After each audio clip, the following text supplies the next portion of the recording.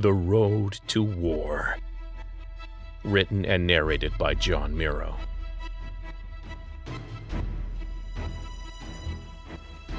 Get more at servingworlds.com. 47. Vice Admiral Card stormed around the room. "Where are they?" he growled. Ashlyn had felt the network go dark as well. She had smiled at that small roadblock in Card's plan even as her heart broke for the ship's trading fire outside. Had it progressed from defensive fire, or were the Reacher ships still holding themselves to destroying turrets and communications towers on the Earth-aligned vessels? The council members were all trembling, gasping, some were outright crying. She looked across the room at Colonel Kapoor. He was calm, focused. Ashlyn had at least one ally in the room she could count on. No, two. Commodore Kagan, his left eye now a swollen, bruised wound, still kept his composure. His remaining working eye darted between herself and Kapoor. Card stormed to the opening door. In her peripheral vision, Ashlyn could make out 3 men and a woman out in the hall. She recognized them. Card and the now-deceased Councilman Costa's security detail. "Why are our implants down?" he raged at them. A short, bald woman shrugged. "More Reachers piling on? We own return. Let's put holes in Namante and Breaker. Maybe that will get your slave radio broadcast going again." Card paced at the door, staring back into the council room. "Or maybe you screwed up again, and someone is working against us." The woman sighed. "Don't get all wrinkly, Joe. It was just freaky luck Cloak got a message out before she blew."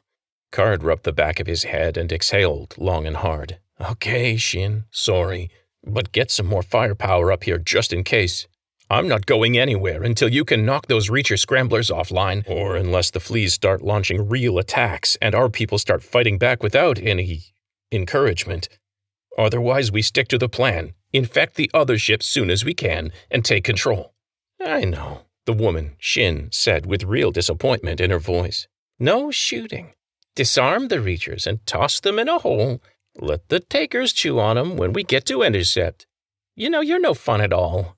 The barbed wire around Ashlyn's heart eased. The casualties were still low. Card's takeover wasn't complete.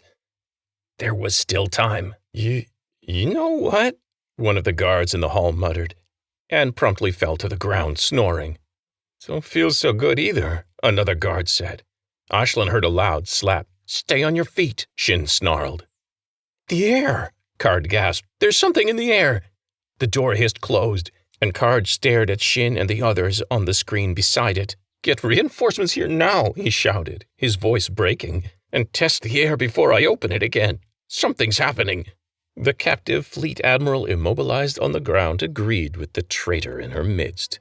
Someone was changing the game on Card and his cronies, and now maybe, just maybe, Ashlyn had her weapon. The compartment holding the Fleet Command Council room was a maze of corridors.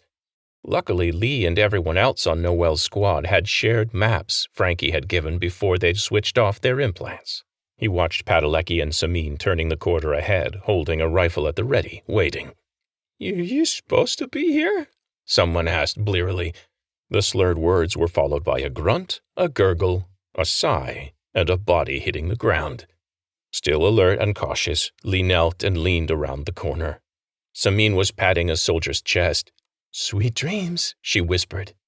Ahead, Padalecki scouted the next corner and flashed the all-clear sign. Samin was already walking forward, the medical injector gun in her hands refilled and ready for the neck of the next drunken target. Just hours ago, he was a prisoner of medical experimentation, and now he was back to playing rebel, covering point on a guerrilla movement through the halls of the flagship of the fleet. And somehow, he wasn't surprised. A civil war and a lifetime as a poor Reacher had taught him to expect the worst, and he had to be ready. What he never expected was a second chance if he wasn't. Lee passed the all-clear signal back to Noel, who nodded sharply, also cautious, also wary.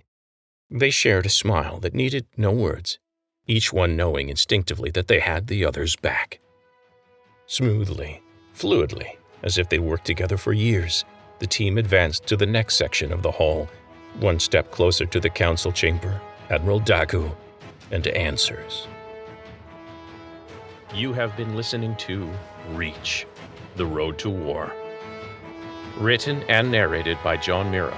Music, All This by Kevin MacLeod at Incompetech.com. Hear more of the story at servingworlds.com. Thank you for listening.